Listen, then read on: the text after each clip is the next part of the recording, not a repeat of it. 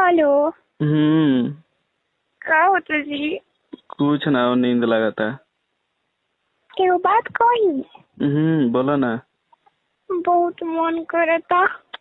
मन करता तो ये कुल बात हमारा से अभी मत बतियाओ, तो एक नींद सूत ले बता हमरा के। काहे जी? काहे खिसियात आने?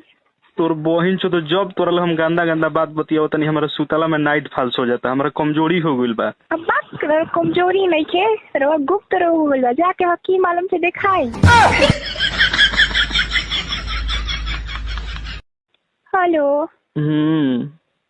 का होता जी? कुछ ना, वो नींद लगाता। एगो बात कही। बोलो ना। बहुत मन करता।